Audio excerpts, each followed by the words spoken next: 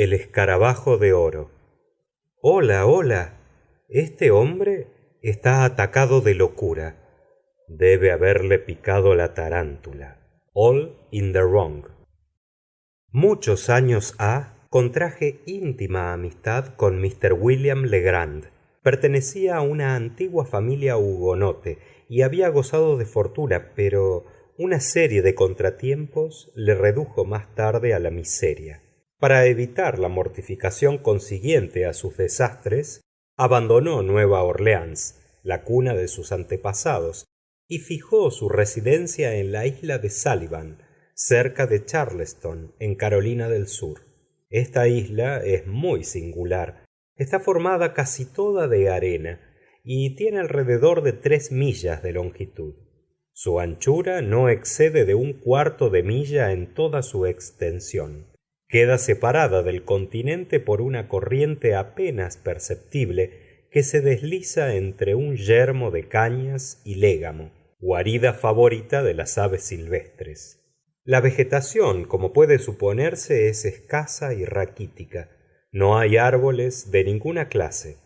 Cerca de la extremidad occidental, hacia el fuerte de Moultrie, donde existen algunos edificios de estructura miserable ocupados durante el verano por los fugitivos del polvo y las fiebres de Charleston, puede encontrarse en verdad la palmera de abanico, pero toda la isla, con excepción de la parte occidental y de una faja blanca y endurecida a la ribera del mar, está cubierta de una densa maleza del mirto blanco, tan apreciado por los horticultores de Inglaterra. Estos arbustos alcanzan a menudo una altura de 15 o 20 pies y forman un tallar casi impenetrable, embalsamando el aire con su fragancia. En la más intrincada espesura de aquel soto, no muy alejada de la extremidad oriental y más remota de la isla, había construido Legrand una pequeña cabaña que habitaba en la época en que le conocí incidentalmente por primera vez. Pronto este conocimiento se convirtió en amistad, porque el recluso tenía muchas cualidades propias para despertar interés y estimación. Lo encontré bien educado, de mentalidad extraordinaria, pero atacado de misantropía y sujeto a perniciosos accesos alternados de entusiasmo y melancolía. Tenía muchos libros, pero rara vez hacía uso de ellos. Su principal distracción consistía en la caza y la pesca, o en vagar por la ribera y a través de los mirtos en busca de conchas o ejemplares entomológicos cuya colección de los últimos podía haber causado la envidia de un Swammerdam. En estas excursiones le acompañaba generalmente un negro viejo, llamado Júpiter, a quien había franqueado antes de sus desgracias de familia, pero al cual ni amenazas ni promesas pudieron inducir a abandonar lo que consideraba su derecho de seguir los pasos de su joven amo Will. No sería extraño que los parientes de Legrand, juzgándole de mente algo perturbada, hubieran contribuido a infundir a Júpiter esta obstinación con el objeto de mantener cierta vigilancia y tutela sobre el vagabundo. En la latitud de la isla de Sullivan los inviernos no son muy severos por lo general, y en el otoño es muy raro que se sienta la necesidad de encender la chimenea. Sin embargo, a mediados de octubre de 1800 y tanto, ocurrió un día de frío extraordinario. A la hora precisa del ocaso, me abría yo paso entre las siempre vivas hacia la cabaña de mi amigo, a quien no había visto durante varias semanas, pues que en aquel entonces residía yo en Charleston, a 9 millas de distancia de la isla, y las facilidades para el viaje de ida y vuelta estaban muy lejos de aproximarse a las del tiempo actual. Al llegar a la choza, golpeé la puerta como de costumbre y, no obteniendo respuesta, busqué la llave en el sitio donde yo sabía que la ocultaban de ordinario. Abrí la puerta y entré. Un buen fuego ardía en el hogar. Era una novedad que nada tenía por cierto de desagradable. Me despojé del abrigo, acerqué una silla de brazos a los crujientes leños y me dispuse a esperar pacientemente la llegada de Legrand. Llegó poco después de obscurecido y me brindó la bienvenida más cordial. Júpiter, sonriendo de oreja a oreja, se precipitó a preparar un ave de pantano para la cena. Hallábase Legrand en uno de sus accesos. ¿De qué otro modo podría llamarlos? De entusiasmo. Había encontrado un bivalvo desconocido que representaba un género nuevo, y había perseguido y cazado además, con ayuda de Júpiter, un escarabajo que juzgaba absolutamente nuevo, pero acerca del cual quería tener mi opinión a la mañana siguiente. ¿Y por qué no ahora mismo?, pregunté, restregándome las manos sobre la llama y enviando al diablo en mente toda la tribu de escarabajos. «Ah, si hubiera podido adivinar que estabais aquí», exclamó Legrand. «Pero hace tanto tiempo desde que nos vimos la última vez que ¿cómo iba a prever que me visitarais precisamente esta noche?» De regreso a casa encontré al teniente G, el del fuerte, y neciamente le dejé prestado el insecto, de manera que es imposible que lo veáis hasta mañana. Quedaos aquí esta noche y enviaré a Júpiter a buscarlo al amanecer. Es la cosa más linda de la creación. ¿Qué? ¿El amanecer? No, qué ocurrencia. El escarabajo es más o menos del tamaño de una nuez grande de nogal, color de oro brillante y con dos manchas negras como azabache, una a cada lado del extremo superior del dorso y otra, algo más extensa, al otro extremo. Las antenas son... No tiene nada extraño, amo Will. Se lo digo a usted, interrumpió Júpiter. El bicho es toíto oro macizo por adentro y afuera, menos las alas. Nunca en mi vida tanteé un animal más pesado. Bien, supongamos que sea así, Jup, replicó Legrand con más gravedad de lo que requería el caso, a mi entender. Pero esto no es razón para que dejes quemarme la cena. El color, prosiguió volviéndose a mí, es bastante para justificar la opinión de Júpiter. Jamás habréis visto reflejos metálicos más brillantes que los que sus escamas emiten, pero no podéis juzgar de ello hasta mañana. Entretanto, puedo daros alguna idea de su forma. Hablando así, sentóse a una pequeña mesa, donde había tintero y plumas, pero no se veía nada de papel. Buscó en los cajones sin poder encontrar ninguna hoja. No importa, dijo al fin. Esto servirá lo mismo. Y sacando del bolsillo de su chaleco algo que me pareció una hoja sucia de papel de oficio, púsose a dibujar un boceto a pluma. Mientras él procedía, permanecí yo en mi sitio junto al fuego, pues aún sentía frío. Cuando terminó su trabajo, me lo alargó sin levantarse. En el momento en que lo recibía, dejóse percibir un fuerte gruñido, seguido de arañazos a la puerta. Júpiter abrió, y un enorme terranova que pertenecía a Legrand y a quien había yo demostrado gran simpatía en mis visitas anteriores, se precipitó dentro, saltando sobre mis hombros y llenándome de caricias. Cuando terminaron sus cabriolas, miré el papel y, a decir verdad, me sentí no poco asombrado al ver el dibujo de mi amigo. Bien, dije después de contemplarlo por algunos minutos. Esto es un escarabajo muy extraño, he de confesarlo, completamente nuevo para mí. Jamás he visto nada semejante, a menos de ser un cráneo o una calavera, que es lo que más se acerca a lo que tengo en observación. ¿Una calavera?, repitió Legrand como un eco. Oh, sí, bien. Quizá tenga algo de esta apariencia sobre el papel, no hay duda. Las dos manchas superiores pueden parecer los ojos, ¿no? Y la más grande al otro extremo, la boca, y luego el conjunto es de forma oval.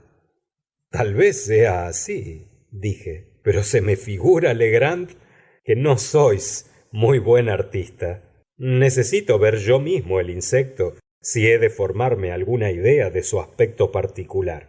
Bien, no sé por qué, replicó algo amostazado. Dibujo de manera aceptable. Al menos debería hacerlo así. He tenido buenos maestros y me lisonjeo de no ser un topo. Pero querido amigo, entonces estáis tratando de burlaros de mí, repuse. Esto es un cráneo muy presentable, en verdad. Hasta podría decir una calavera excelente, de acuerdo con las nociones más elementales de los ejemplares de esta clase en fisiología. Y vuestro escarabajo debe ser el escarabajo más peculiar, si se le parece. Vaya, hasta podemos arrojar un poquillo de terror supersticioso a su respecto. Se me imagina que podéis llamar a vuestro insecto Scarabaeus capus hominis o algo por el estilo. Hay nombres análogos en la historia natural, pero ¿dónde están las antenas de que hablabais? ¿Las antenas? Exclamó Legrand, que parecía irse acalorando sobre el asunto. Estoy seguro de que podéis descubrir las antenas. Las he dibujado tan distintamente como aparecen en el original, y creo que esto es suficiente. Bien, bien, repliqué. Probablemente es así, lo cual no obsta para que yo no las vea.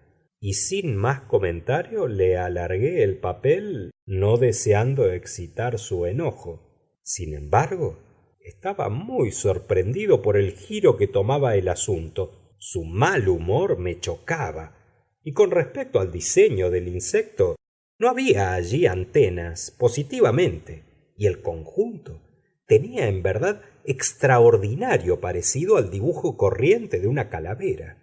Recibió el papel con enfado y estaba visiblemente a punto de estrujarlo y arrojarlo al fuego cuando una ojeada casual al dibujo pareció fijar de repente su atención.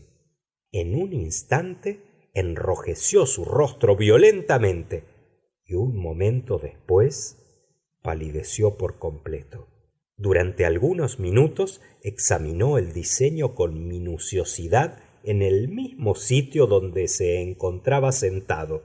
Al cabo, se levantó, cogió una bujía de la mesa y fue a sentarse sobre un arca en el rincón más alejado de la habitación. Allí hizo de nuevo un ansioso escrutinio del papel, revolviéndolo en todas direcciones. No decía una palabra, sin embargo, y su conducta me llenaba de estupor, pero juzgué prudente no exacerbar con comentario alguno la extravagancia creciente de sus maneras. Luego, sacando una cartera del bolsillo de su chaqueta, colocó dentro el papel cuidadosamente y depositó el paquete en su escritorio, que cerró con llave. Entonces adquirieron sus ademanes mayor compostura, pero su entusiasmo primitivo había desaparecido del todo. Sin embargo, parecía más bien abstraído que descontento. Conforme avanzaba la noche, se absorbía más y más en sus meditaciones, de las cuales no consiguieron arrancarle todos mis esfuerzos. Había tenido yo la intención de pasar la noche en la cabaña, como lo acostumbraba a menudo, pero observando la actitud de mi huésped, pensé que era más oportuno despedirse. No me instó para que permaneciera en su compañía, pero estrechó mi mano al partir con mayor cordialidad aún que de ordinario. Haría un mes de lo que he relatado, intervalo durante el cual nada había sabido de Legrand cuando recibí en Charleston la visita de su asistente Júpiter. Nunca había visto al buen negro tan trastornado y creí que algún serio desastre hubiera ocurrido a mi amigo. Y bien, Júpiter, díjele, ¿de qué se trata? ¿Cómo está tu amo? Pa decir verdad, patrón, él no está tan sano. ¿Está enfermo? Lo siento mucho.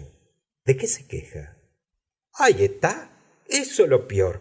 Nunca se queja de nada, pero está muy mal. Muy mal, Júpiter. ¿Por qué no me dijiste eso de una vez? ¿Está en cama? No, señor, eso no. Pero no se sabe por dónde anda. Eso es lo que me duele. El pobre amo Will me está dando mucho dolores de cabeza. Júpiter, quisiera entender lo que estás diciendo. Hablas de que tu amo está enfermo. ¿No te ha dicho lo que tiene? Y bueno, patrón, no hay que alterarse por eso. Amo Will dice que no tiene nada. Pero, ¿por qué anda por ahí con la cabeza enterrada entre su hombro y blanco como una visión? Otra cosa, siempre está con una chara. ¿Una qué, Júpiter? Sí, una chara y una pizarra con los números más raros que se ha visto.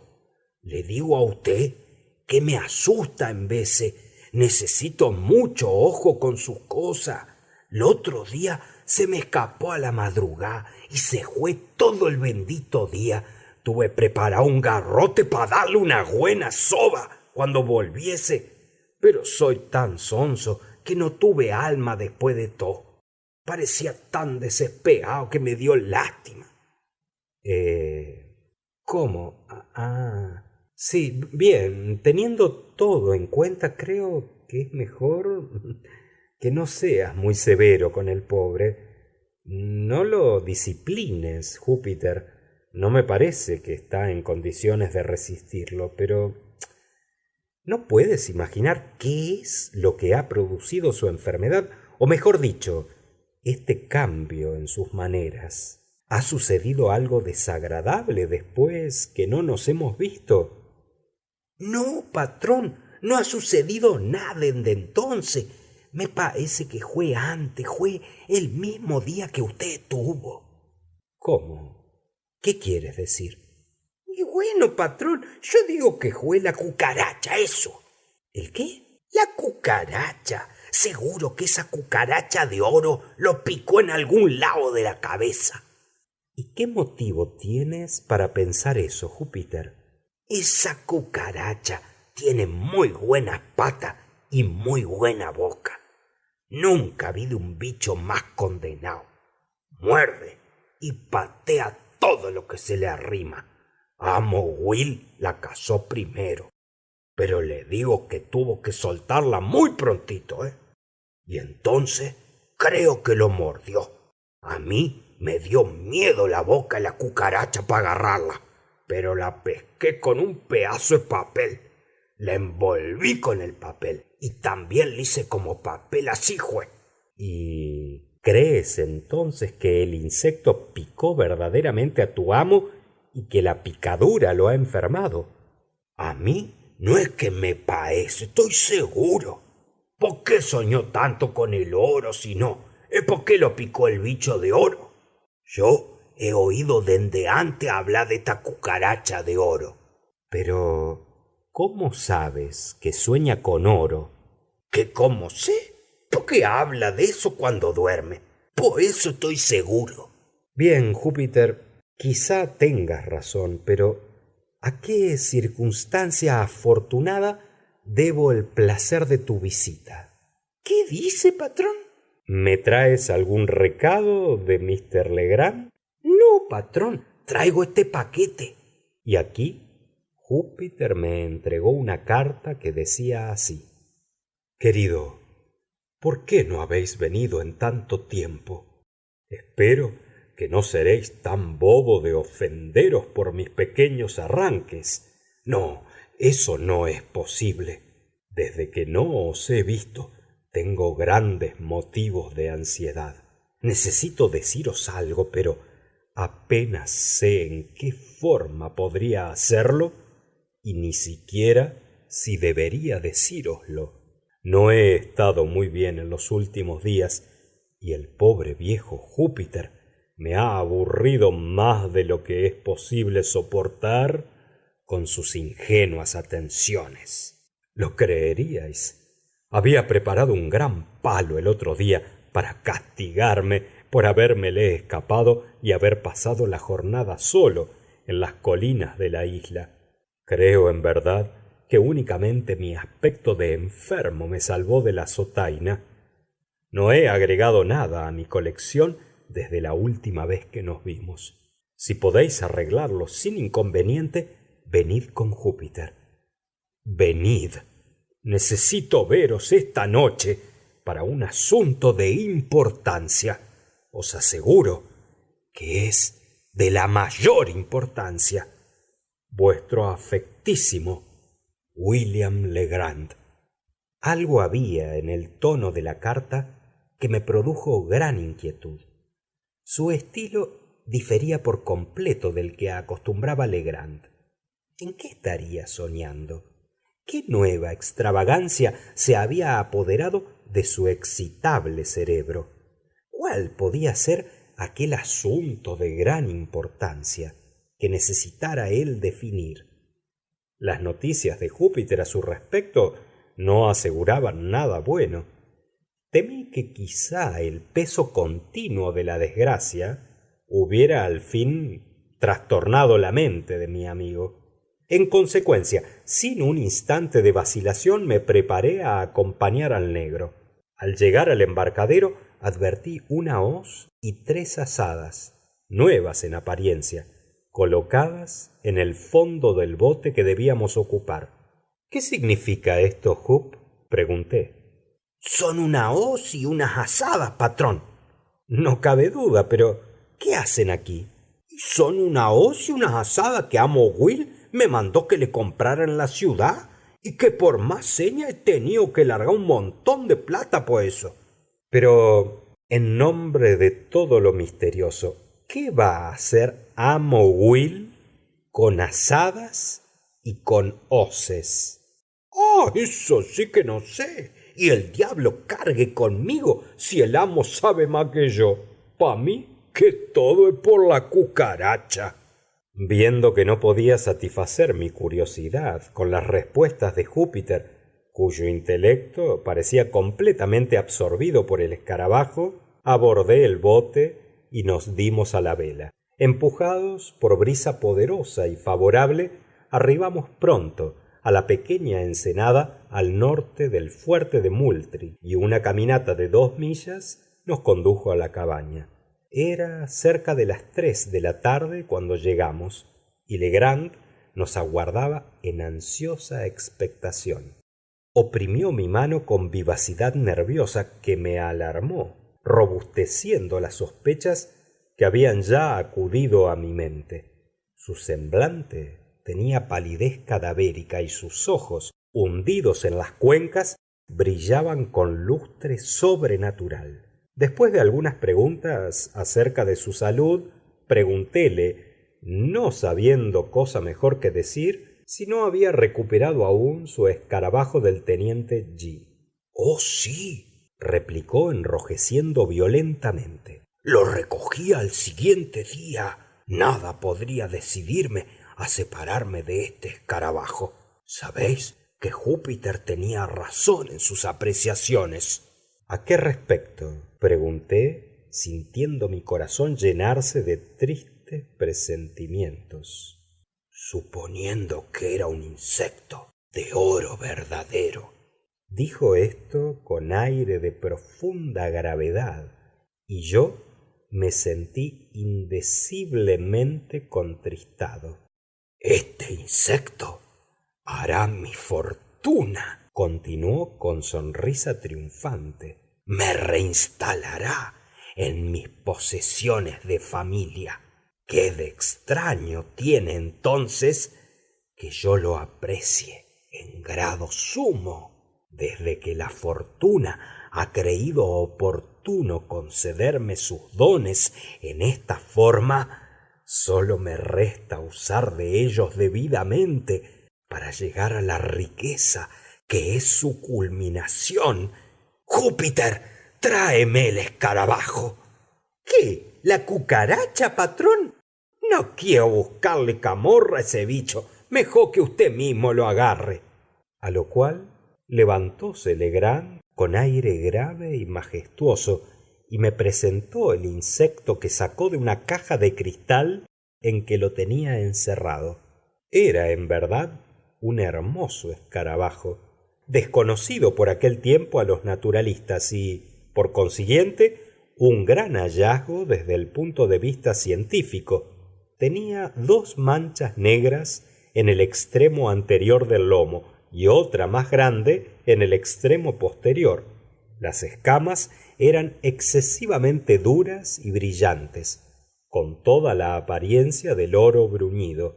El peso del insecto era notable, y tomando todas estas cosas en consideración, apenas podía yo reprochar a Júpiter sus opiniones al respecto. Pero lo que inclinaba a Legrand a asentir con esta idea no podía comprenderlo por vida mía. He enviado a buscaros, dijo en tono grandilocuente cuando terminé el examen del insecto. he enviado a buscaros porque necesito vuestros consejos y vuestra asistencia para llevar a cabo los designios de la suerte y del escarabajo. Mi querido Legrand, exclamé interrumpiéndole, seguramente no os sentís bien y es preferible que toméis algunas ligeras precauciones. Acostaos y yo permaneceré aquí algunos días hasta que os encontréis mejor. Estáis febril y... Tomadme el pulso, dijo mi amigo. Hícelo así y a decir verdad no encontré la más ligera alteración. Pero podéis estar enfermo aún, sin tener fiebre. Permitidme recetaros por esta vez. En primer lugar, poneos en cama. En segundo... Estáis equivocado, interrumpió. Me encuentro tan bien como puedo estarlo bajo la excitación que me aqueja. Si tenéis realmente algún interés por mí, aliviaréis esta excitación. ¿De qué manera puedo hacerlo? Muy fácilmente. Júpiter y yo vamos a emprender una expedición a las colinas de la isla y necesitamos en dicha empresa la cooperación de alguien en quien podamos confiar absolutamente. Vos sois el único en quien yo depositaría mi confianza. Ya tengamos éxito o fracasemos, desaparecerá la agitación que ahora advertís en mí. Deseo muchísimo complaceros, en cualquier sentido, repliqué. Pero, ¿significa esto que el infernal escarabajo tiene alguna conexión con vuestra expedición a las colinas? La tiene. En tal caso, Legrand, no puedo prestarme a proceder tan absurdo. Lo siento mucho, porque tendremos que ensayarlo solos. ¿Ensayarlo solos? Este hombre está loco, seguramente. Pero aguardad. ¿Cuánto tiempo os proponéis ausentaros? Probablemente toda la noche. Saldremos en este instante y estaremos de vuelta al alba en todo caso. Y me prometéis, por vuestro honor, que una vez satisfecha esta fantasía y resuelto a vuestra satisfacción el asunto del escarabajo, gran Dios, volveréis a casa y seguiréis implícitamente mis consejos, como si fuera vuestro médico. Sí, lo prometo. Y ahora partamos inmediatamente porque no hay tiempo que perder. Acompañé a mi amigo con el corazón oprimido. Salimos a eso de las 4. Legrand, Júpiter, el perro y yo. Y cargando Júpiter con la hoz y las azadas que insistió en llevar él mismo. Más por temor de dejar aquellos instrumentos al alcance de su amo que por exceso de actividad o complacencia a lo que pude presumir. Su actitud era terriblemente suspicaz. Y las palabras «¡Condenado insecto!» fueron las únicas que se escaparon de sus labios durante todo el trayecto. Por mi parte, me había encargado de 2 linternas sordas, mientras Legrand se contentaba con el escarabajo, que llevaba atado al extremo del cordel de un látigo, haciéndolo girar a uno y otro lado con aires de hechicero conforme avanzábamos. Cuando pude observar esta última y evidente muestra de aberración mental de mi amigo, apenas me fue posible retener las lágrimas. Pensé, sin embargo, que era mejor seguir sus fantasías, al menos por el momento, hasta que se presentara la oportunidad de adoptar medidas más enérgicas con probabilidades de éxito.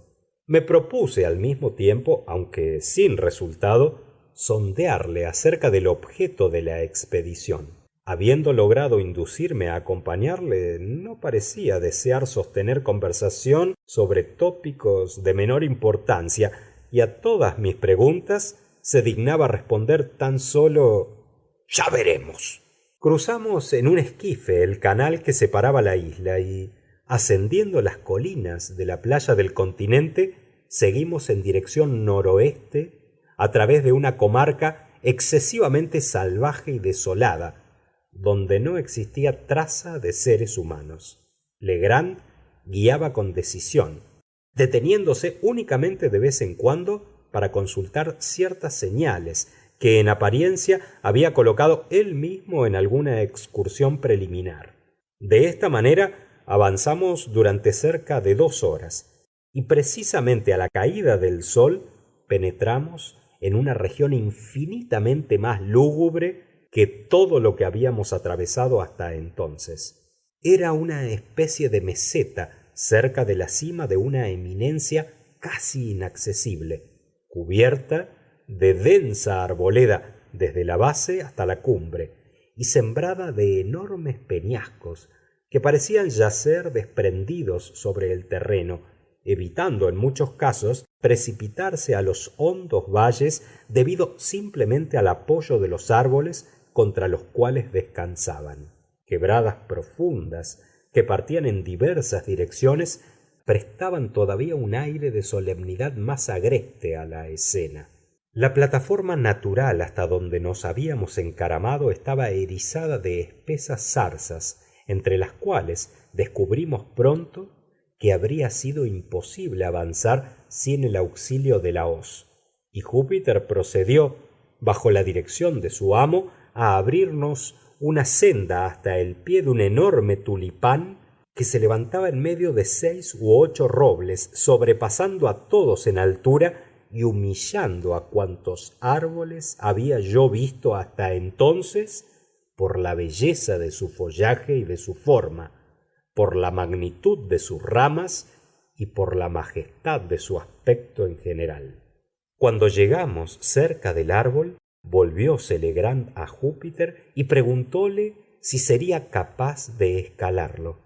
El viejo titubeó un poco, quedando algunos instantes sin responder. Aproximándose al fin al inmenso tronco, dio la vuelta pausadamente alrededor y lo examinó con minuciosa atención. Cuando terminó su escrutinio, dijo sencillamente: «Claro, patrón, el negro Júpiter se trepa a cualquier árbol que le da la gana. Entonces, arriba cuanto antes, porque pronto será demasiado tarde para ver lo que necesitamos». «¿Y hasta dónde me subo, patrón?», preguntó Júpiter. «Sube primero por el tronco y luego te diré de qué lado debes ir. Ah, espera, llévate el insecto». «¿La cucaracha, patrón? ¿La cucaracha de oro?», gritó el negro, retrocediendo acongojado.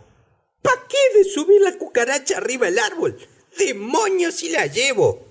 «Si tienes miedo, Júpiter, un negro grandazo y viejo como eres, de coger a este pequeño animalito inofensivo, llévalo por el cordón, pero si no lo subes contigo en alguna forma, me veré obligado a romperte la cabeza con esta azada». «¿Y qué es eso, patrón? ¿Por qué se enoja ahora?», dijo Júpiter, evidentemente abochornado hasta la sumisión. «Siempre le apaga al pobre negro viejo. Yo lo dije solo de juego, que es que le tengo miedo a la cucaracha. ¿Qué me va a hacer a mí la cucaracha?». Y a esto cogió cautelosamente el extremo más alejado del cordón y manteniendo al insecto tan apartado de sí como lo permitían las circunstancias, preparóse a escalar el árbol. En la juventud, el tulipán o Liriodendron tulipiferum, magnífico habitante de las selvas, tiene el tronco singularmente liso y se eleva a menudo a gran altura, sin ramas laterales. Pero en su edad madura, la corteza se vuelve áspera y nudosa, a la vez que aparecen ramas cortas en el tallo. Así, la dificultad de la ascensión era más aparente que real en el presente caso. Abarcando el enorme cilindro con brazos y rodillas tan estrechamente como era posible, aferrándose con las manos en algunas partes salientes mientras afirmaba en otras sus pies desnudos, Júpiter se encaramó al fin, después de 2 o 3 escapes de caída inminente, en la primera rama ahorquillada y pareció considerar su tarea virtualmente llevada a cabo. El peligro de la empresa estaba vencido, en efecto, aun cuando se hallaba ahora a 60 o 70 pies de altura sobre el nivel del suelo. ¿Y por dónde voy ahora, amo Will? Preguntó. Sigue la rama más grande, hacia este lado, dijo Legrand. El negro obedeció prontamente y al parecer con pequeño esfuerzo, ascendiendo más y más alto hasta que perdimos de vista su agachada figura entre el espeso follaje que la envolvía. A poco oímos su voz en una especie de alerta. ¿Hasta dónde subo ahora? ¿A qué altura has llegado? Bien arriba, replicó el negro. Ya puedo ver el cielo por entre la punta del árbol. Nada importa el cielo, pero atiende a lo que voy a decirte. Mira hacia abajo del árbol y cuenta las ramas de este lado debajo de ti. ¿Cuántas ramas has pasado? 1, 2, 3, 4, 5. He pasado 5 ramas de este lado, patrón. Entonces, sube una más. Algunos minutos después, oímos nuevamente su voz anunciando que había llegado a la 7ª. Ahora, Jup, exclamó Legrand visiblemente agitado. Necesito que avances sobre esa rama lo más lejos que puedas. Si encuentras algo extraño, avísamelo inmediatamente. En aquel momento desaparecieron las pocas dudas que podía aún abrigar acerca de la demencia de mi amigo. No tenía otra alternativa sino pensar que había sido atacado de locura, y llegué a sentirme verdaderamente ansioso, pensando en el modo de hacerlo regresar a la casa. En tanto que reflexionaba sobre lo que sería más conveniente intentar, la voz de Júpiter dejóse escuchar de nuevo. Muchos cristianos se asustarían de andar por esta rama. Está seca casi todita, ¿eh? ¿Dices que es una rama seca, Júpiter?, interrogó Legrand con voz trémula. Sí, patrón, está seca como tranca de puerta, como que lo estoy viendo, está muerta. ¿Qué haré en nombre del cielo?, exclamó Legrand, que parecía entregado a gran desesperación. Haced esto, insinué yo, satisfecho de encontrar la oportunidad de colocar una palabra. Vaya, venir a casa y acostaros. Vamos inmediatamente. Si sois un buen chico, se hace tarde y además debéis recordar vuestra promesa.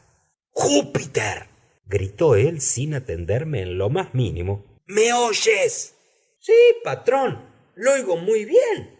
Entonces, prueba la madera con tu cuchillo y fíjate bien si la rama está muy seca. Podrida, patrón, seguro, contestó el negro después de un momento. Pero no tan podrida. ¿Quién sabe si pudiera avanzar más allá estando solo?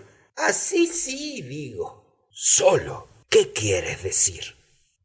Y bueno, por la cucaracha. Es muy pesada. Si la boto para abajo la rama, no se romperá con el peso el negro nama.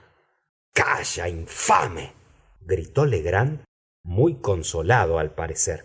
¿Qué piensas sacar diciéndome esas estupideces? Ten por seguro que si dejas caer el insecto, te rompo el cuello. Mira, Júpiter, ¿me oyes? Sí, patrón, no hay necesidad de cargarle con tanto grito al pobre negro. Bien, escucha ahora. Si vas por esa rama hasta donde creas que hay seguridad y no dejas caer el escarabajo, te regalaré $1 de plata en cuanto llegues al suelo. Voy, patrón, pierda cuidado, repuso el negro con presteza. Estoy casi en la punta de la rama. ¿Casi en la punta de la rama?, exclamó alegremente Legrand. Dices que has llegado al extremo de esa rama. Pronto estoy en la misma punta, patrón. ¡Oh, santísimo padre! ¿Qué esto que hay en el árbol? Bien, gritó Legrand en medio de extraordinario deleite. ¿Qué es ello? ¿Qué? ¿Una calavera? ¿Alguno que dejó su cabeza en el árbol y los gallinazos le han comido todito el pellejo? ¿Una calavera, dices? Muy bien. ¿Y cómo está asegurada contra el árbol? ¿Qué cosa la sostiene? Está fuerte, patrón, vamos a ver. Vaya, qué curioso. Está clavada al árbol con un clavo grandazo. Ahora bien, Júpiter, haz exactamente lo que te digo. ¿Me oyes? Sí, patrón. Fíjate entonces. Busca el ojo izquierdo de la calavera. Eso sí que está bueno. No hay ningún ojo en la calavera. Malaya sea tu estupidez. ¿Sabes siquiera distinguir tu mano izquierda de tu mano derecha? Claro que lo sé y muy bien. Mi mano izquierda es la que está ahora agarrando la rama. Sí, por cierto, si eres zurdo y tu ojo izquierdo está al mismo lado que tu mano izquierda. Ahora, supongo que podrás encontrar el ojo izquierdo de la calavera, o el sitio donde estaba el ojo izquierdo. ¿Lo encuentras? Hubo una larga pausa. Al fin preguntó el negro. Diga, patrón, el ojo izquierdo de la calavera está al mismo lado que la mano izquierda de la calavera. ¿Por qué no le encuentro mano a la calavera? No importa. Aquí tengo ahora el ojo izquierdo. Aquí está el ojo izquierdo. ¿Y qué hago con él? Deja caer por allí al insecto hasta donde alcance el cordón, pero ten mucho cuidado de no dejar escapar el otro extremo. Listo, patrón. Facilito pasó la cucaracha por el agujero. Ahora, cuidado con el bicho allá abajo. Fin de El escarabajo de oro, primera parte. El escarabajo de oro, segunda parte. Listo, patrón. Facilito pasó la cucaracha por el agujero. Ahora, cuidado con el bicho allá abajo.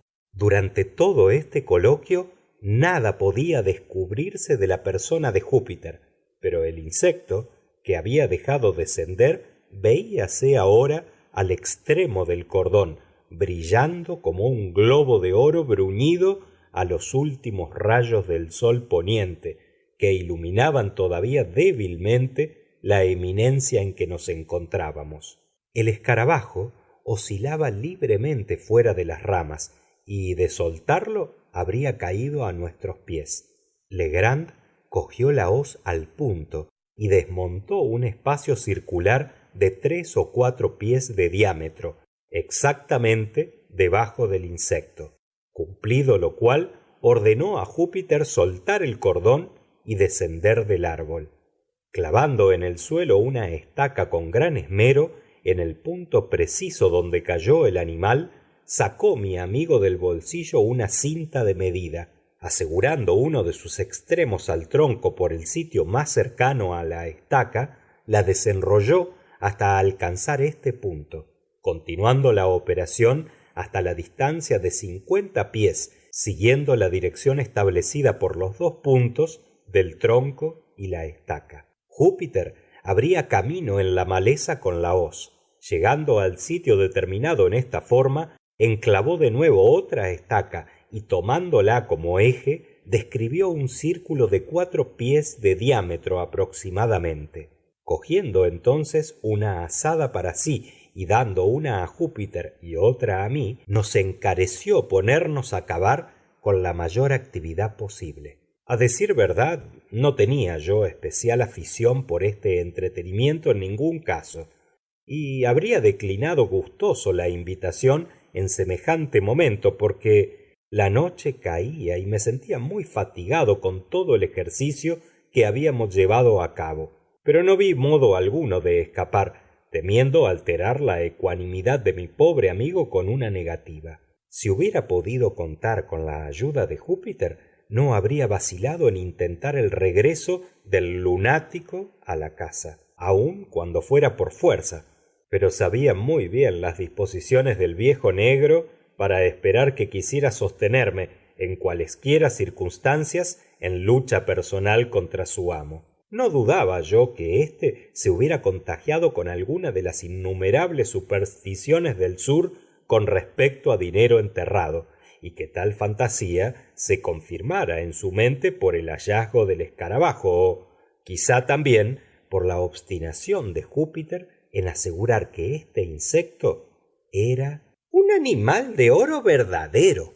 Una mente predispuesta a la locura pronto se dejaría arrastrar por tales sugestiones, especialmente si concordaban con ideas favoritas preconcebidas, lo que me hizo recordar que el pobre muchacho llamaba al escarabajo la base de su fortuna. Encontrábame tristemente vejado e impresionado, pero al fin resolví hacer de necesidad virtud y cavar con entusiasmo para convencer más pronto al visionario con demostración ocular de la falsedad de sus opiniones. Encendimos las linternas y nos pusimos todos a la obra con ardor digno de mejor causa.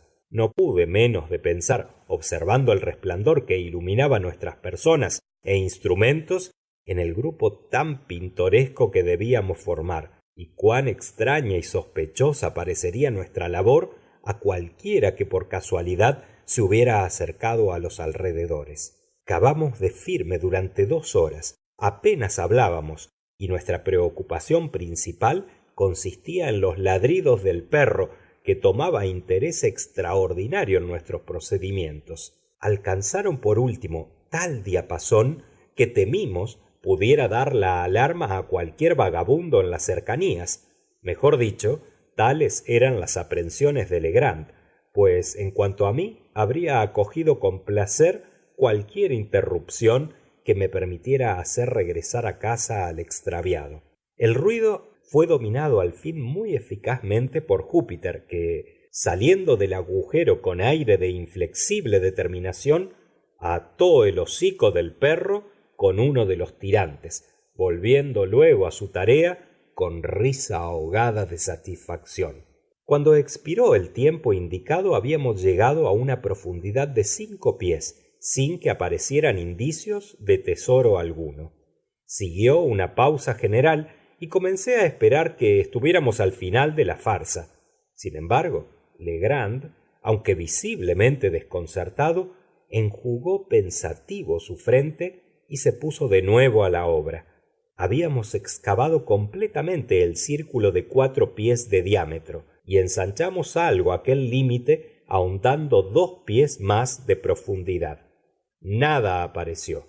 El buscador de oro, a quien compadecía yo sinceramente, trepó al fin del fondo del hoyo con la decepción más amarga impresa en sus facciones, y procedió pausadamente y a más no poder a endosar su chaqueta que había arrojado al comenzar su labor.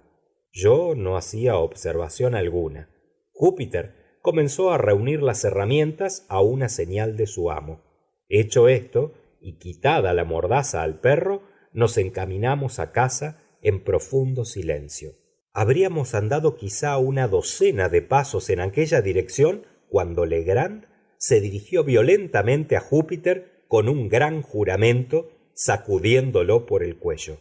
¡Canalla! Exclamó, silbando las palabras entre sus dientes apretados. ¡Infernal negro bellaco! Habla, te digo. Respóndeme al instante, sin superchería. ¿Cuál es tu ojo izquierdo? ¡Oh, misericordia, patrón! ¿No es este mi ojo izquierdo? Aulló el aterrorizado Júpiter, colocando la mano sobre su órgano visual derecho y manteniéndola allí con pertinacia, como si temiera que su amo intentara arrancárselo. Así me lo figuraba. Estaba seguro de ello. ¡Hurra! Vociferó Legrand, dejando escapar al negro y ejecutando una serie de saltos y cabriolas con gran admiración del criado, quien, levantándose de donde había caído arrodillado, miraba enmudecido de su amo a mí y de mí a su amo. Venid, tenemos que regresar, dijo este último. La partida no está terminada aún. Y de nuevo nos condujo hasta el árbol de tulipán. Júpiter, dijo cuando llegamos al pie, ven acá. ¿Estaba clavado el cráneo en el árbol, con la cara hacia afuera o con la cara contra la rama? La cara estaba pa' afuera, patrón, así que los gallinazos se pudieron comer los ojos con descanso. Bien, entonces, ¿soltaste el insecto por este ojo o por este? Preguntó Legrand, tocando ambos ojos de Júpiter. Fue por este, patrón. El ojo izquierdo, el mismo que usted me dijo. Y el negro señalaba su ojo derecho. Así puede arreglarse. Tenemos que ensayar otra vez. Entonces mi amigo, en cuya locura veía yo ahora o imaginaba ver ciertas indicaciones de método, movió la estaca que marcaba el sitio donde cayó el escarabajo 3 pulgadas al oeste de su primera posición. Tomando luego, como antes, la medida desde el punto más cercano del tronco hasta la estaca y siguiendo aquella dirección en línea recta hasta la distancia de 50 pies, quedó indicado un sitio separado por algunas yardas del lugar en donde habíamos verificado la excavación. Describiendo ahora un círculo algo mayor que la primera vez alrededor del punto así indicado, principiamos de nuevo a trabajar con las azadas. Yo estaba horriblemente fatigado, pero aún sin comprender bien lo que provocaba tal cambio en mis ideas, no sentía ya gran aversión por la tarea que se me imponía. Estaba indeciblemente interesado, más aún, excitado. Había algo en medio de la extravagancia de maneras de Legrand, cierto aire de previsión, de deliberación que me impresionaba. Ahondaba con empeño y de vez en cuando me sorprendía a mí mismo buscando, con modo que se asemejaba mucho a la expectación, el fantástico tesoro cuya visión había trastornado a mi infortunado compañero. En cierto momento en que los vagares de mi imaginación se habían apoderado de mí por completo, y cuando habríamos trabajado quizá hora y media, nos interrumpieron otra vez violentos ladridos del perro. Su inquietud en el primer caso había sido evidentemente tan solo el resultado de un juego o de un capricho, pero ahora asumía tono más grave e insistente. Cuando Júpiter intentó amordazarlo de nuevo, manifestó furiosa resistencia y lanzándose en el agujero, púsose a cavar frenéticamente con las uñas. En pocos segundos descubrió un montón de huesos humanos que formaban 2 esqueletos completos, entremezclados con varios botones de metal y algo que parecía residuos de lana apolillada.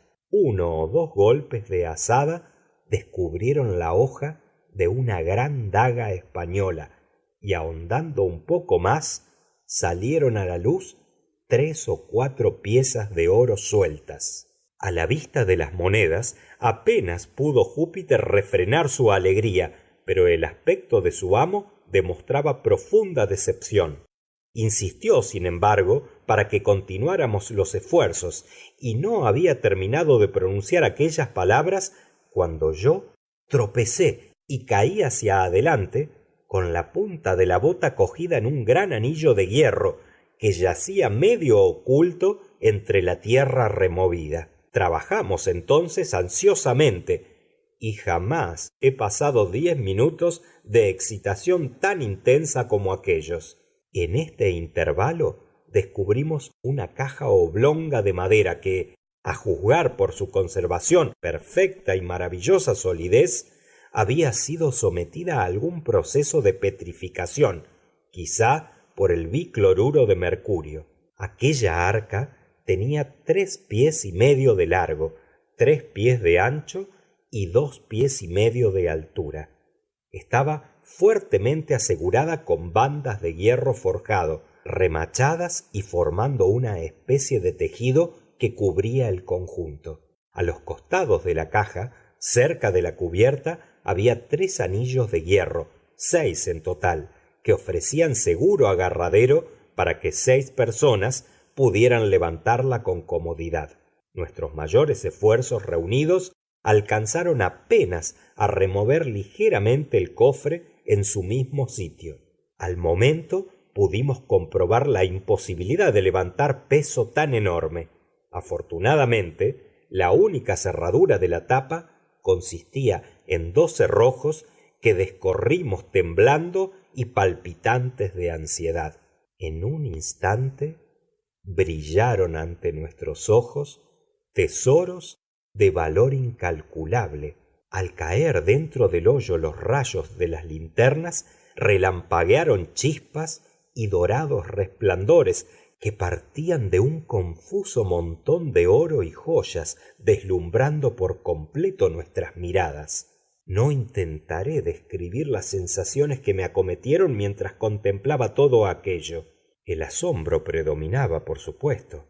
Legrand parecía exhausto por la emoción y pronunció muy pocas palabras.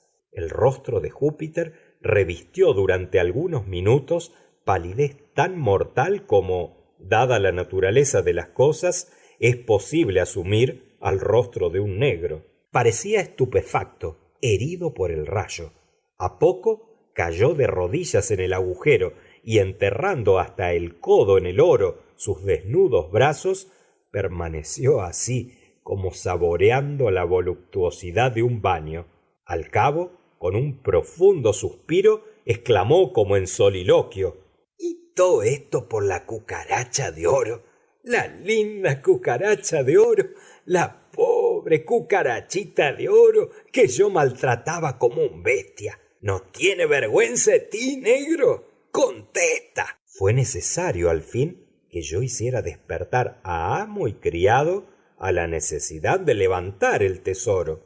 Hacíase tarde e importaba apresurarnos para transportar todo a la casa antes del amanecer. Era difícil decidir lo que debía hacerse, y transcurrió mucho tiempo en deliberación. Tan confusas se hallaban nuestras ideas. Finalmente aligeramos la caja sacando 2/3 de su contenido, y sólo entonces logramos con bastante trabajo sacarla del hoyo. Ocultamos entre la maleza los artículos extraídos del cofre, dejando a su cuidado al perro, con órdenes estrictas de Júpiter de no abandonar su puesto bajo ningún pretexto ni abrir la boca hasta nuestro regreso. Luego nos encaminamos apresuradamente a la casa, llevando la caja, y llegamos con seguridad, pero con excesivo trabajo, a la 1 de la mañana.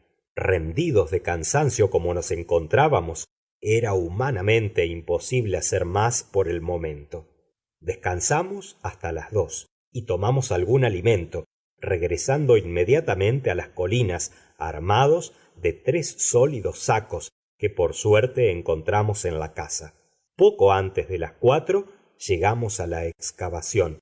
Dividimos el botín en partes aproximadamente iguales y, dejando los hoyos abiertos, nos dirigimos de nuevo a la cabaña, donde depositamos por segunda vez nuestra dorada carga, cuando empezaban justamente a brillar hacia el oriente sobre la copa de los árboles los primeros y débiles rayos del alba. Nos sentíamos deshechos, pero la intensa agitación del momento nos privaba del reposo. Después de un sueño intranquilo que se prolongó 3 o 4 horas, nos levantamos como si lo hubiéramos concertado de antemano para examinar nuestros tesoros. La caja había estado llena hasta el borde y pasamos todo el día y gran parte de la noche siguiente en examinar su contenido. No había señales de orden alguno en el arreglo. Todo se había arrojado a la aventura. Separando todo por grupos cuidadosamente, nos encontramos dueños de un tesoro mucho mayor de lo que creímos al principio. En moneda acuñada había más de 400 o 500 mil dólares, a lo que pudimos juzgar estimando el valor de las piezas tan aproximadamente como era posible según las tablas del período a que pertenecían. No había una sola partícula de plata. Todo era oro de fecha antigua y de gran diversidad.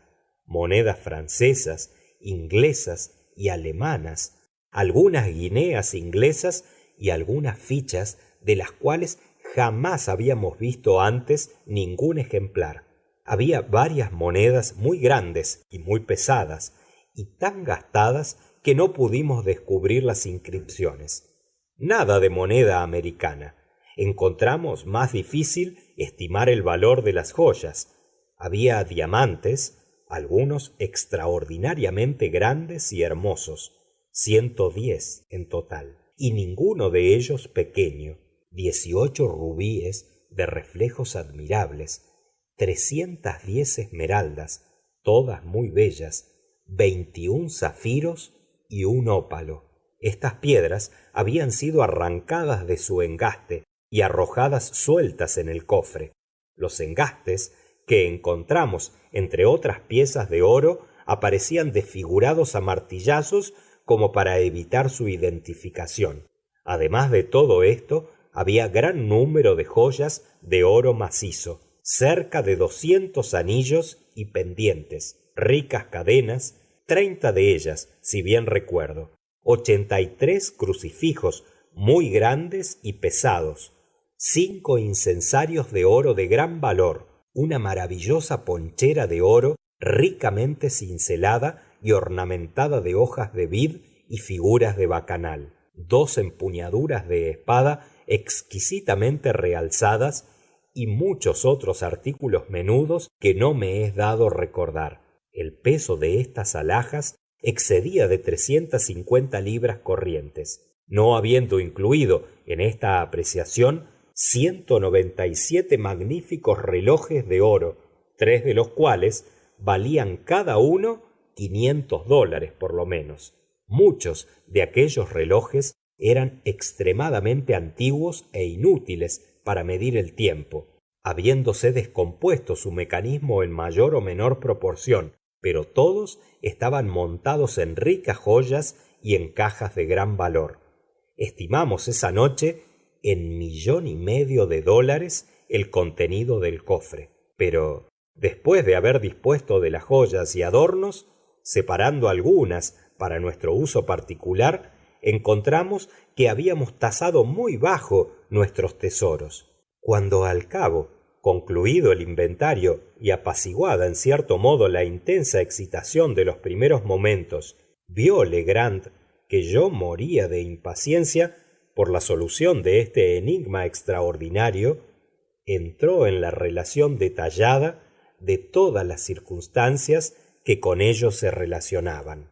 Recordaréis, dijo, aquella noche en que os alargué el bosquejo que hice del escarabajo. Recordaréis asimismo que me sentí ofendido ante vuestra insistencia en decir que mi dibujo parecía una calavera. La primera vez que formulasteis aquella aserción creí que bromeabais, pero rememorando luego las manchas peculiares que el insecto tenía en el lomo, convine conmigo mismo en que tal observación tenía en efecto alguna apariencia de razón.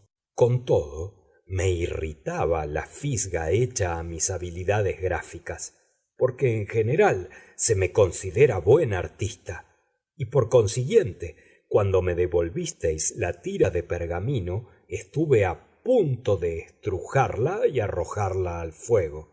¿La hoja de papel, queréis decir? Indiqué. No, tenía la apariencia de papel, y yo había creído al principio que lo era, pero cuando quise dibujar en ella, descubrí al momento que era en realidad un trozo de pergamino muy fino. Estaba completamente sucio, como recordaréis. Bien, en el momento mismo de estrujarlo y arrojarlo al fuego, cayeron mis ojos sobre el dibujo que habíais estado contemplando y juzgad de mi sorpresa cuando advertí en efecto la figura de una calavera precisamente en el mismo sitio en que yo creía haber dibujado el escorzo del insecto. Por un instante quedé tan atónito que apenas podía razonar con claridad. Sabía perfectamente que mi dibujo era muy diferente de aquel en los detalles, aun cuando existía cierta similaridad en las líneas generales. Entonces cogí una bujía y sentándome al otro extremo de la habitación, procedí al escrutinio minucioso del pergamino. Volviéndolo del otro lado, descubrí mi propio dibujo por el revés, exactamente tal como lo había delineado. Mi primera idea en aquel momento fue simplemente de sorpresa ante la extraordinaria semejanza del diseño, ante la extraña coincidencia de que, sin saberlo yo, hubiera una calavera al otro lado del pergamino, precisamente debajo de la figura de mi escarabajo, y de que, no sólo en sus líneas, sino en su tamaño, aquella calavera tuviera con mi dibujo semejanza tan notable. Decía que la singularidad de esta coincidencia me dejó estupefacto por algunos instantes. Tal es el efecto ordinario de ciertas coincidencias. La imaginación lucha por establecer alguna relación, alguna sucesión de causa y efecto, y en la incapacidad de realizarlo sufre una especie de parálisis temporal. Mas, al recobrarme de este estupor, despertóse gradualmente dentro de mí una convicción que me impresionó más hondamente aún que la misma coincidencia. Positiva, distintamente, comencé a recordar que no había dibujo alguno en el pergamino cuando hice mi diseño del escarabajo. Estaba ahora perfectamente seguro de ello, porque rememoré que había vuelto primero un lado del pergamino y después el otro, en busca del sitio más limpio. Si la calavera hubiese estado allí, era imposible que hubiera yo dejado de advertirlo. Existía un misterio que me encontraba incapaz de explicar, pero sin embargo, desde el primer momento comenzó a brillar débilmente y a intermitencias, como una luciérnaga en las celdas más remotas y secretas del pensamiento, la concepción de aquella verdad que la aventura de anoche ha demostrado con tan gran magnificencia. Me levanté entonces y poniendo en lugar seguro el pergamino, deseché toda reflexión sobre el asunto hasta que pudiera hallarme a solas. Tan luego que partisteis y que Júpiter se quedó dormido, me dediqué a una investigación metódica del suceso. En primer lugar, estudié la forma en que el pergamino había llegado a mi poder. El sitio en que descubrí el escarabajo era en la costa del continente, aproximadamente a 1 milla al este de la isla y a muy corta distancia de la señal de la marea alta. Al cogerlo, sentí una aguda picadura que me obligó a dejarlo caer. Júpiter, con su prudencia habitual antes de cazar al insecto que había volado en su dirección, buscó una hoja o algo por este estilo que le permitiera cogerle con seguridad. En aquel momento sus miradas y las mías cayeron sobre el pedazo de pergamino que entonces creí papel. Estaba medio enterrado en la arena, con una esquina saliente. Cerca del paraje donde lo encontramos, observé los despojos del casco de algo que parecía haber sido la falúa de algún barco. Los restos del naufragio demostraban hallarse en aquel sitio por mucho tiempo, pues apenas podía descubrirse su semejanza con el maderamen de los buques. Bien, Júpiter recogió el pergamino, envolvió al insecto dentro y me lo pasó. Poco después, regresando a casa, encontramos al teniente G. Le mostré el escarabajo y él me suplicó dejárselo para llevarlo al fuerte. Obtenido mi consentimiento, lo metió en el bolsillo de su chaleco, sin el pergamino en que había estado envuelto, el cual conservé yo en las manos durante su inspección. Quizá temió que cambiara yo de idea y prefirió apoderarse del insecto inmediatamente. Sabéis bien cuán entusiasta es por todo lo que se refiere a la historia natural.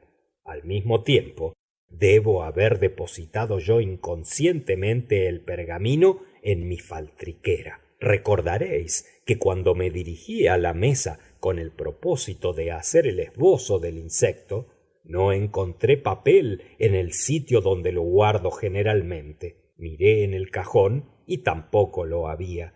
Busqué en mis bolsillos esperando encontrar alguna carta inútil y mi mano tropezó con el pergamino. Detallo con tanta minuciosidad la manera precisa en que este documento llegó a mi poder, porque aquellas circunstancias me impresionaron con fuerza singular. Indudablemente me creeréis fantástico, pero ya había establecido yo una especie de conexión.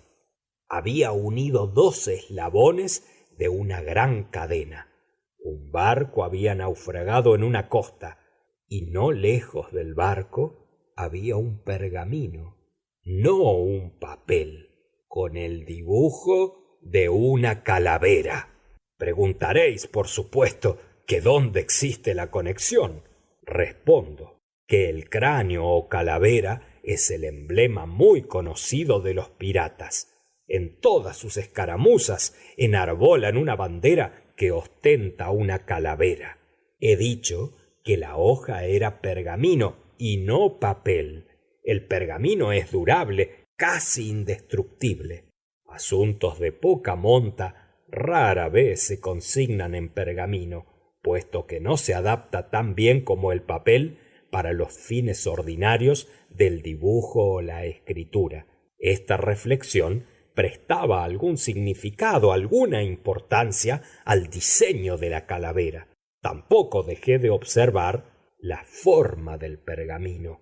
Aun cuando una de sus esquinas aparecía destruida por cualquier accidente, podía advertirse que era oblonga su forma original.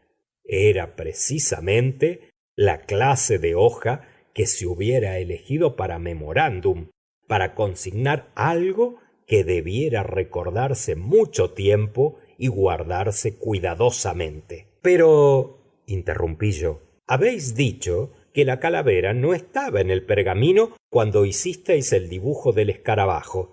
¿Cómo encontráis entonces la conexión entre el barco y la calavera, puesto que ésta, según admitís vos mismo, debe haber sido dibujada, Dios sabe cómo y por quién, en algún periodo subsecuente al diseño que hicisteis del insecto? Ah, ahí yace todo el misterio, aunque en este punto tuve relativamente poca dificultad para solucionar el enigma. Mis pasos eran seguros y sólo podían conducir a un resultado. Razoné, por ejemplo, de esta manera. Cuando dibujé el escarabajo, no había calavera visible en el pergamino. Al terminar mi trabajo, os pasé el dibujo observándoos fijamente hasta que me lo devolvisteis. Por consiguiente, no fuisteis vos quien hizo el diseño de la calavera, ni había nadie presente que pudiera hacerlo. Luego, no apareció allí por acción humana, y sin embargo, estaba en el pergamino.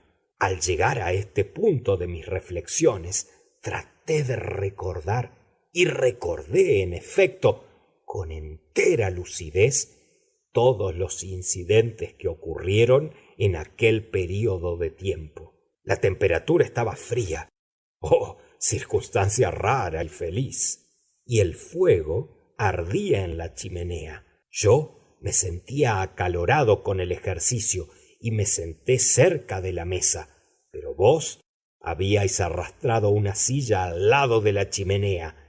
En el preciso instante en que yo os había dado el pergamino y os encontrabais vos a punto de inspeccionarlo, entró Wolf, el Terranova, y se lanzó sobre vuestros hombros.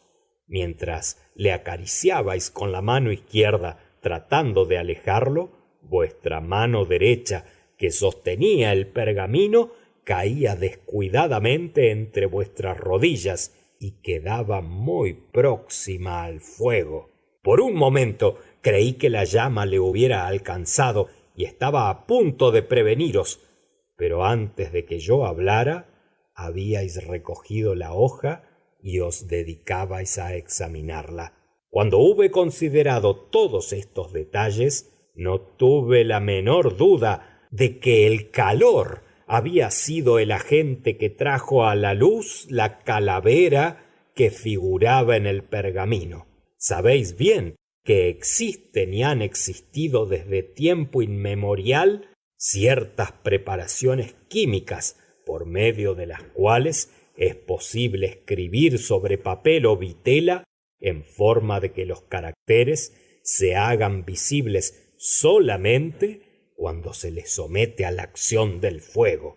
El zafre, hervido a fuego lento en aqua regia y diluido en una cantidad de agua que represente su peso 4 veces, se emplea a veces con este objeto. Resulta una tinta verde. El régulo de cobalto disuelto en espíritu de nitro produce tinta roja. Estos colores desaparecen en tiempo más o menos largo cuando se enfría el material con que se ha escrito, pero se hacen visibles nuevamente por la aplicación del calor. Procedí luego al minucioso escrutinio de la calavera. Las líneas exteriores, es decir, las extremidades del dibujo que quedaban más próximas al borde de la vitela, aparecían mucho más precisas que las otras. Era evidente que la acción del calor había sido imperfecta o desigual. Inmediatamente encendí fuego y sometí todo el pergamino a un vivo calor. Al principio, el único efecto obtenido fue que se reforzaran las líneas débiles de la calavera, pero, insistiendo en el experimento, hízose visible en la esquina de la hoja, diagonalmente opuesta al sitio en que aparecía delineada la calavera, una figura que de pronto imaginé que representaba una cabra. Examen más detallado me convenció, sin embargo, de que se había tratado de dibujar un cabrito. Exclamé yo. Seguramente que no tengo derecho de reírme de vos. $1,500,000 es asunto demasiado serio para provocar esta clase de regocijo. Pero no pretenderéis con esto establecer el tercer eslabón de vuestra cadena. No encontraréis, supongo, conexión especial entre vuestros piratas y una cabra. Los piratas, como sabéis, nada tienen que hacer con cabras. Estos animales pertenecen a los intereses agrícolas. Pero acabo de decir precisamente que la figura no representaba una cabra. Bien, un cabrito entonces, más o menos la misma cosa. Más o menos. pero no exactamente, repuso Legrand. Quizá habréis oído hablar de cierto capitán Kidd. En el acto consideré la figura del animal como una especie de retruécano o firma en jeroglífico. Y digo firma porque su posición en la vitela sugería esta idea. La calavera, colocada en el extremo diagonalmente opuesto, afectaba asimismo el aire de un sello o emblema, pero me encontré tristemente desorientado por la ausencia de algo más, del cuerpo de mi supuesto documento, del texto que debía contener. Presumo que esperabais hallar una epístola entre el sello y la firma. Algo de eso. El hecho es que, sin poder explicarme la razón, sentí el presentimiento irresistible de una gran fortuna en perspectiva. Quizá si era más bien el deseo que la certidumbre, pero querréis creer que las necias palabras de Júpiter de que el insecto era de oro macizo tuvieron gran efecto sobre mi imaginación. Y luego aquella serie de incidentes y coincidencias. Era todo tan extraordinario. ¿No os llama la atención lo extraño de que aquellos acontecimientos tuvieran lugar en el único día de todo el año que estuvo suficientemente frío para que se necesitara encender fuego, y que sin el fuego o sin la intervención del perro en el momento preciso en que apareció, jamás habría yo visto la calavera, ni habría sido en consecuencia el posesor de tal tesoro? Pero proseguid, estoy impaciente. El escarabajo de oro, parte segunda. El escarabajo de oro, tercera parte. Pero proseguid, estoy impaciente. Bien, habéis oído, por supuesto, los 1000 vagos rumores acerca de tesoros enterrados por Kidd y sus asociados en alguna parte de la costa del Atlántico. Aquellos rumores debían tener alguna base en realidad, y el hecho de que existieran y se continuaran por tan largo tiempo podía explicarse solamente, a mi entender, por la circunstancia de que el tesoro estuviera todavía sin descubrir. Si Kidd hubiera ocultado su botín por cierto tiempo, recuperándolo más tarde, los rumores nunca habrían llegado hasta nosotros en la misma e invariable forma. Observaréis que todas las historias se refieren a buscadores de tesoros y nunca a quienes los encuentran. Si el pirata hubiera recobrado su oro, el asunto se habría agotado. Parecíame que cualquier incidente, la pérdida del memorándum que indicaba su situación, por ejemplo, podía haberle privado de los medios de recobrarlo, y que este accidente hubiera llegado a conocimiento de sus adherentes, que de otra manera jamás habrían sabido nada del tal tesoro oculto, y cuyas inútiles tentativas, iniciadas al acaso, hubieran hecho nacer y convertido en moneda corriente los relatos que ahora son del dominio universal. ¿Habéis oído hablar alguna vez de que se haya descubierto algún tesoro importante en estas costas? Jamás. Es bien sabido, sin embargo, que las riquezas acumuladas por ese Kidd eran inmensas. Di por sentado, en consecuencia, que la tierra las escondía aún, y no os sorprenderá el oírme decir que sentí la esperanza, que casi podría llamar certidumbre, de que el pergamino hallado de manera tan extraña encerraba la dirección extraviada del lugar en que habían sido depositadas. Pero ¿cómo os desenvolvisteis? Acerqué de nuevo la vitela al fuego, después de aumentar la potencia del calor, pero nada apareció. Me ocurrió entonces la posibilidad de que la capa de polvo que cubría el pergamino tuviera algo que hacer con el fracaso. Así Lo lavé cuidadosamente, echándole encima un poco de agua templada, después de lo cual lo coloqué en una vasija de estaño con la calavera hacia abajo, y puse la vasija en un brasero de carbón encendido. Pasados algunos minutos, cuando la vasija estuvo del todo caliente, levanté la hoja y con indecible alegría la encontré marcada en varios puntos con algo que semejaba cifras dispuestas en líneas. Púsela otra vez al fuego y la dejé permanecer allí por un minuto más. Al retirarla, el contenido se había revelado por entero en la forma que podéis ver ahora. Y Legrand, que había vuelto a calentar el pergamino, lo sometió a mi investigación. Los siguientes caracteres aparecían allí rudamente trazados en tinta roja entre la calavera y la cabra. Una sucesión de números y signos formaban un indecible jeroglífico. Pues me encuentro tan a obscuras como antes, dije yo, devolviéndole el pergamino. Aun cuando todos los tesoros de Golconda me aguardaran a la solución de este enigma, estoy cierto de que me sería imposible alcanzarlos. Sin embargo, dijo Legrand, la solución no es tan difícil como puede hacerlo imaginar la primera y rápida inspección de estos caracteres.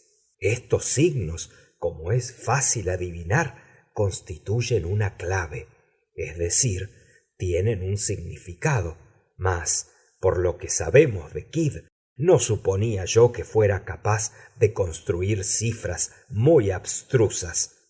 Me persuadí al momento, en consecuencia, de que ésta era la especie más sencilla, pero bastante complicada, sin embargo, para aparecer completamente insoluble a la ruda comprensión de un marinero. ¿Y la descifrasteis en verdad? Muy fácilmente. He tenido ocasión de interpretar otras mucho más abstrusas. Las circunstancias y cierta inclinación de temperamento me han hecho interesarme siempre en esta clase de enigmas, y no hay razón para creer que el ingenio humano bien aplicado no pueda resolver enigmas de cierta naturaleza, inventados por otro ingenio humano. Así, una vez que hube sacado a luz caracteres conectados y legibles, no me detuve a pensar en la simple dificultad de traducirlos en toda su importancia. En el caso actual, y verdaderamente en cualquier caso de escritura secreta, la primera cuestión es resolver el idioma de la clave, porque el principio de la solución, especialmente tratándose de cifras sencillas, depende y varía según el espíritu de la lengua en que están redactadas. En general, para aquel que intenta la solución, no hay otra alternativa sino ensayar, guiándose de probabilidades, todos los idiomas conocidos hasta que tropiece con el verdadero. Mas toda dificultad quedaba eliminada con la firma en la clave que tenemos ante los ojos. El equívoco con la palabra Kidd es apreciable solamente en inglés. A no ser por esta consideración, habría ensayado primero el español y el francés, por ser idiomas en que un pirata de los mares españoles hubiera debido escribir naturalmente un secreto de tal naturaleza. Pero en este caso, di por sentado que el jeroglífico estaba combinado en inglés. Observaréis que no existe división entre las palabras. De haberla, la tarea habría sido fácil relativamente. Habría comenzado entonces por la comparación y análisis de las palabras más cortas. Y si alguna palabra constaba de una sola letra, como era muy probable, la A, que en inglés quiere decir un o una, o la I, que en inglés significa yo, por ejemplo, habría dado inmediatamente la solución por vencida. Mas no existiendo separación, mi primer movimiento fue deslindar tanto los signos predominantes como los menos frecuentes. Contándolos todos, formulé una tabla en esta forma. Los signos 8 figuraban 33 veces. El signo punto y coma figuraba 26 veces. El signo 4 figuraba 19 veces. El signo paréntesis figuraba 16 veces. El signo comillas figuraba 13 veces. El signo 5 figuraba 12 veces. El signo 6 figuraba 11 veces. El signo más figuraba 8 veces. El signo 0 figuraba 6 veces. El signo 2 figuraba 5 veces. El signo 3 figuraba 4 veces. El signo interrogación figuraba 3 veces. El signo pi figuraba 2 veces y el signo guión figuraba una vez. Ahora bien, en inglés la letra que ocurre más frecuentemente es la letra E. Luego, la sucesión sigue este orden: A, O, I, D, H, N, R, S, T, U, Y, C, F, G, L, M, W, B larga, K, P, Q, X, Z.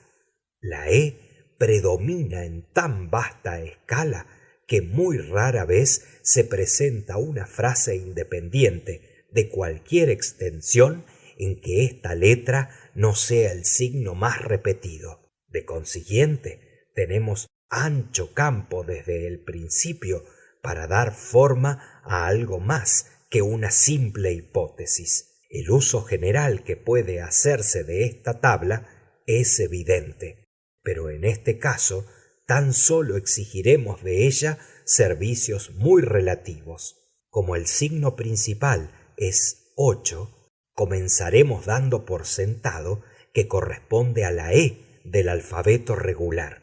Para comprobar esta suposición, veamos si el 8 se presenta a menudo por pares, puesto que la E se escribe doble en inglés con mucha frecuencia, por ejemplo, en palabras como meet, fleet, speed, seen, been, agree, etc.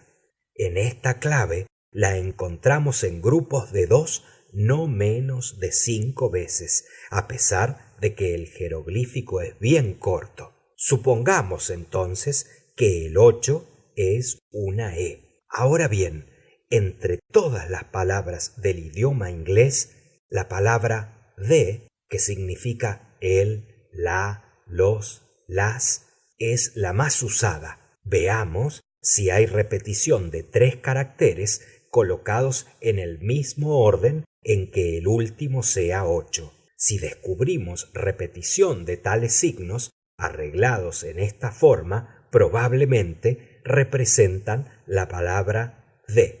Observando la clave, descubriremos nada menos que 7 grupos en esta disposición, siendo los caracteres punto y coma, 4, 8. De manera que podemos asumir que el punto y coma representa la T, el 4 representa la H y el 8 representa la E, estando la última letra perfectamente comprobada. Así, hemos avanzado un gran paso.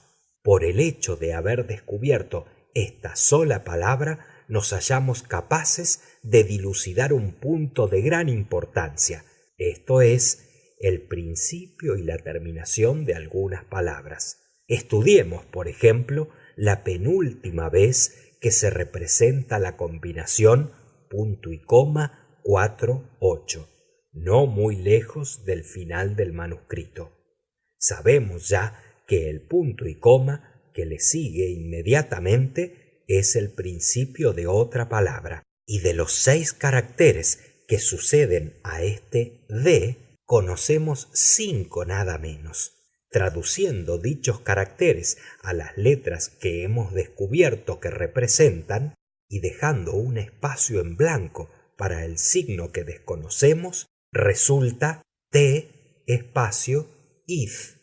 Descartamos al momento la TH del final como parte independiente de la palabra que comienza con la primera T, pues recorriendo el alfabeto entero en busca de una letra que se adapte convenientemente al sitio vacante, nos convencemos de que no existe en el idioma palabra de que esta TH pueda formar parte. Quedamos así reducidos a T espacio EE. Y recorriendo de nuevo el alfabeto como antes, si fuere necesario, llegamos a la palabra tree, árbol, como única traducción posible.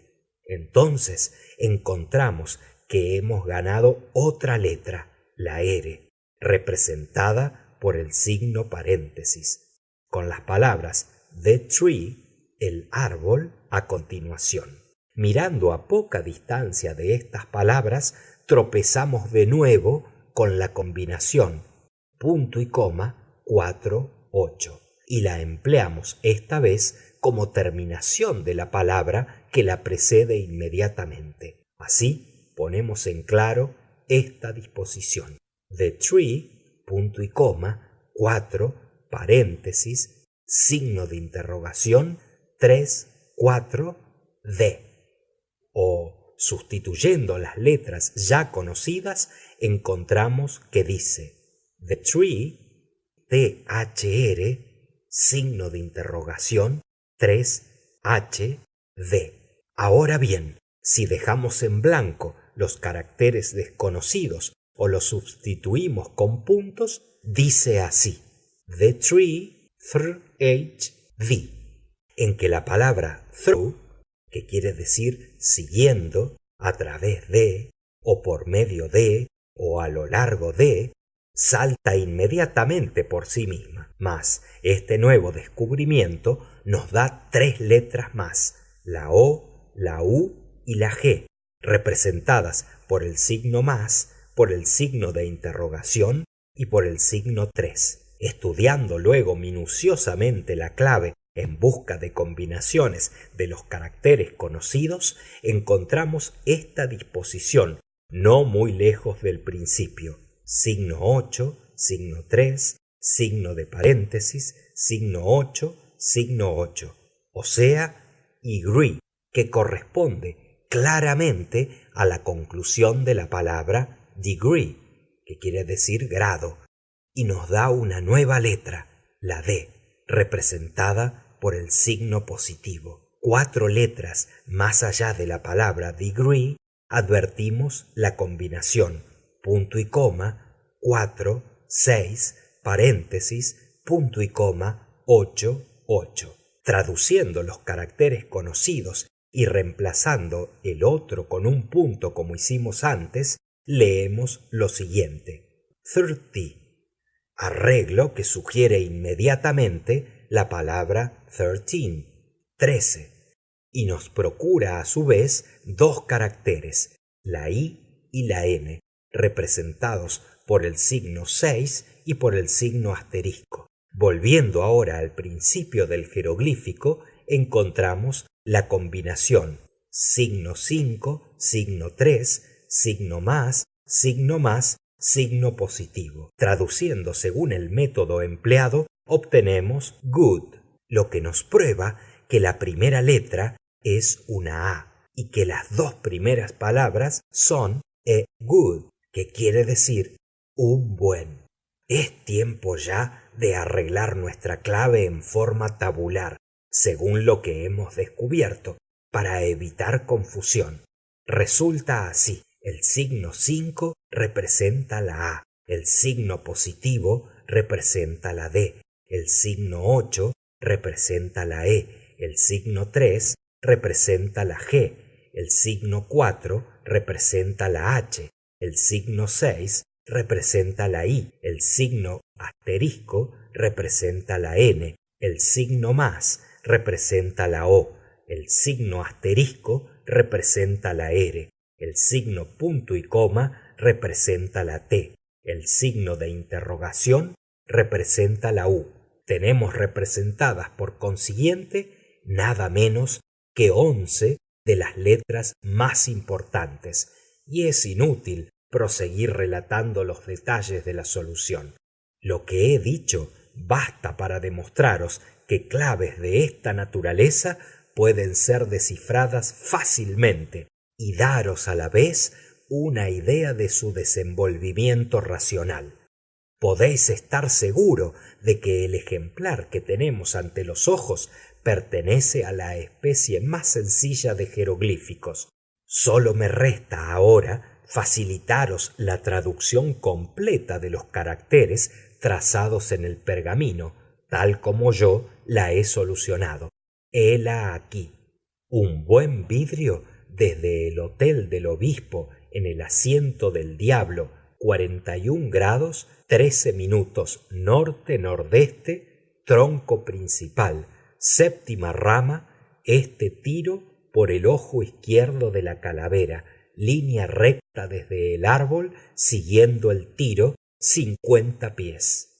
Pero el enigma continúa en tan mala condición como antes, dije yo. ¿Cómo es posible extraer ningún significado a toda esta jerga de asientos del diablo, calaveras y hoteles de obispo? Hay que confesar, repuso Legrand, que el asunto reviste aspecto grave si se le considera con mirada superficial. Así, mi primera tentativa fue dividir esta oración en las frases imaginadas naturalmente por el autor del jeroglífico. Puntuarla, queréis decir. Algo por el estilo. Pero, ¿cómo era posible realizarlo? Reflexioné que el escritor había corrido las palabras unas tras otras, sin división alguna, intencionalmente, para aumentar las dificultades de la solución, y que una vez en este terreno, un hombre no muy avisado se sentiría predispuesto verosímilmente a exagerar la precaución. Cuando en el curso de su composición llegara al fin de una frase que naturalmente requiriese un punto o una pausa, inclinaríase más bien a trazar sus caracteres más juntos allí que en cualquier otra parte. Si observáis el manuscrito, encontraréis 5 casos de amontonamiento mayor de lo acostumbrado.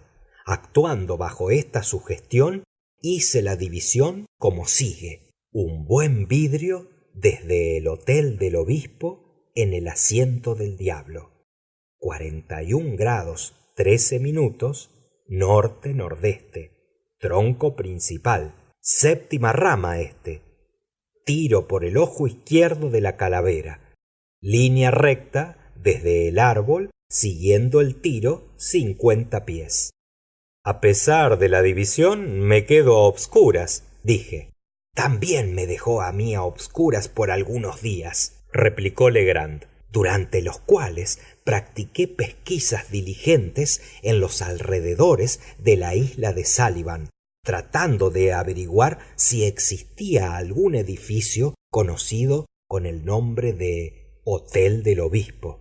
No habiendo obtenido informe alguno sobre este punto, me preparaba a extender la esfera de investigación procediendo en forma metódica, cuando una mañana me entró en la cabeza repentinamente la idea de que Hotel del Obispo podía referirse a una antigua familia llamada Bishop, que desde tiempo inmemorial había poseído una antigua casa solariega a 4 millas aproximadamente hacia el norte de la isla. Me dirigí en consecuencia a aquella posesión y recomencé mis pesquisas entre los negros más viejos del lugar. Al fin, una de las mujeres más ancianas dijo que había oído hablar de un sitio llamado el Castillo de Bishop y que podía guiarme hasta allá, pero que aquello no era castillo ni hostería, sino una roca muy escarpada. Ofrecí pagarle bien y después de alguna vacilación consintió en acompañarme hasta aquel paraje. Lo encontramos con gran dificultad y luego de que la hube despachado procedí al examen del lugar. El castillo consistía en un amontonamiento irregular de rocas, entre las cuales se destacaba una tanto por su altura como por su posición aislada y su forma artificial. La escalé hasta la cumbre, sintiéndome luego completamente desorientado acerca de lo que debería emprender a continuación. Mientras me hallaba hundido en mis reflexiones, cayeron mis ojos sobre un estrecho borde en la pared oriental de la roca, quizá a una yarda más abajo del sitio en que me hallaba colocado en la cima. Este borde se proyectaba cerca de 18 pulgadas y no tenía más que un pie de ancho, mientras que un nicho labrado en el peñasco, justamente sobre aquella parte saliente, le hacía asemejarse rústicamente a uno de aquellos asientos de respaldar cóncavo que usaban nuestros antecesores. No tuve la menor duda de que aquel era el asiento del diablo a que aludía el manuscrito y de que me apoderaba así de todo el secreto del enigma. Comprendía que el buen vidrio no podía referirse a otra cosa que a un telescopio, porque la palabra vidrio rara vez se emplea por los marinos en otro sentido. De allí deduje inmediatamente que era necesario usar un telescopio y que existía determinado punto de vista que no admitía variación desde el cual debía usarse. Tampoco vacilé un momento en la certidumbre de que las frases 41 grados 13 minutos y norte-nordeste se indicaban como la dirección en que había de nivelarse el telescopio. Excitado en gran manera por estos descubrimientos, corrí a la casa, me procuré un anteojo y regresé a la roca. Dejéme caer en el borde saliente y encontré que era imposible sentarse a no ser en cierta posición particular. Este hecho confirmó mis conjeturas. Procedí a emplear el telescopio. Por supuesto, los 41 grados y 13 minutos sólo podían aludir a la altura sobre el horizonte visible, puesto que la dirección horizontal estaba claramente indicada por las palabras norte-nordeste. Establecí esta dirección por medio de una brújula de bolsillo y enderezando el telescopio en ángulo de 41 grados de elevación, tan aproximado como era posible calcular, lo moví cautelosamente arriba y abajo hasta que atrajo mi atención una hendedura circular o abertura en el follaje de cierto árbol elevado que sobresalía entre todos sus compañeros a la distancia.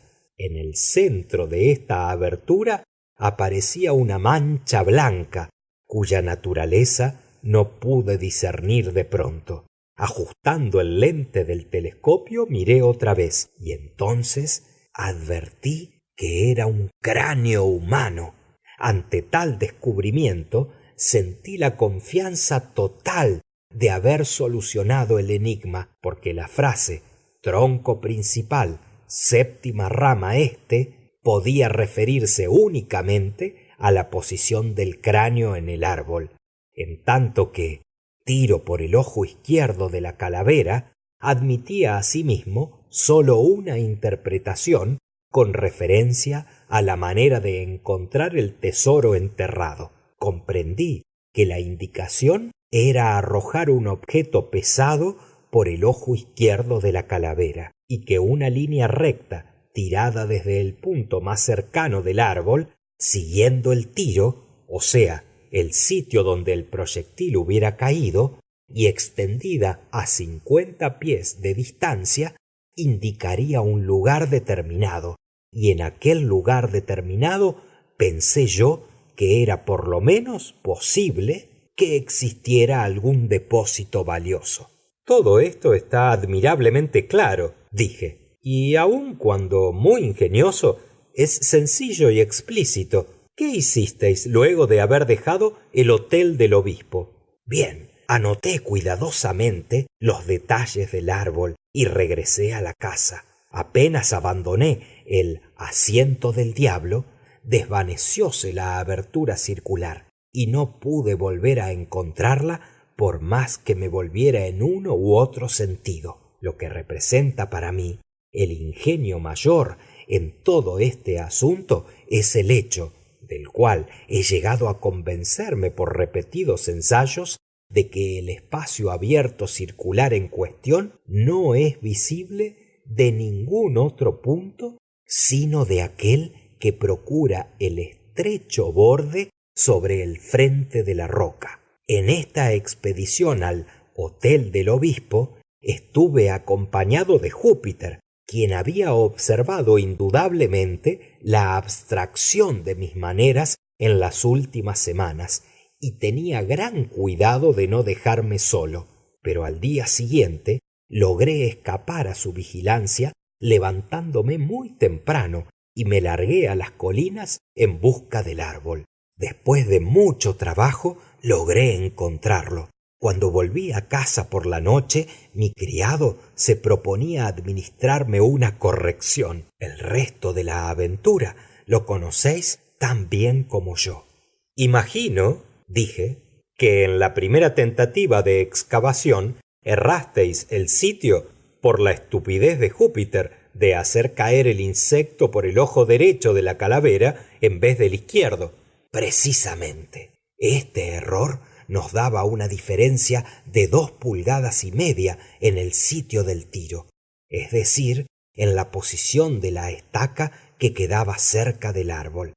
Si el tesoro hubiera estado enterrado bajo el tiro, la diferencia habría sido de poca monta, pero aquel punto y el punto más cercano del árbol servían sólo para establecer una línea de dirección. De consiguiente, el error, aunque insignificante al principio, aumentaba conforme avanzaba la línea, de manera que al llegar a los 50 pies estábamos completamente fuera de la pista. De no haber tenido mis convicciones bien sentadas de que existía un tesoro enterrado por cualquier parte en los alrededores, toda nuestra labor habría sido en vano. Pero vuestra grandilocuencia y vuestras maneras haciendo revolotear el insecto eran tan extraordinarias. Yo estaba seguro de que habíais perdido el juicio. Y luego, ¿por qué insistir en que Júpiter dejara caer el escarabajo en vez de una bala por el ojo de la calavera? Ah, vamos, si he de hablar con franqueza, sentíame algo molesto por vuestras evidentes sospechas respecto al estado de mi razón, y resolví castigaros suavemente, a mi manera, tratando de embrollaros y desconcertaros un poquitillo. Por esto hacía revolotear el escarabajo y ordené a Júpiter que lo arrojara desde el árbol. Una observación vuestra acerca de su gran peso me sugirió esta última idea. Sí, comprendo. Y ahora solo resta un punto por dilucidar. ¿Qué hemos de creer con respecto de los esqueletos hallados en la excavación? En esta materia no estoy más adelantado que vos mismo. La única forma plausible de explicación, aun cuando sea horrible pensar en atrocidad semejante, es que Kidd, dado que fuera él quien ocultó este tesoro, lo que para mí está fuera de duda, debió tener a alguien que lo ayudara en esta empresa. Pero, concluida la labor, juzgó quizás conveniente eliminar a todos los testigos del secreto. Probablemente bastaron 2 golpes de azadón mientras sus coadjutores estaban ocupados en el fondo del agujero. Quizá si necesitó una docena. ¿Quién podría asegurarlo? Fin de El escarabajo de oro.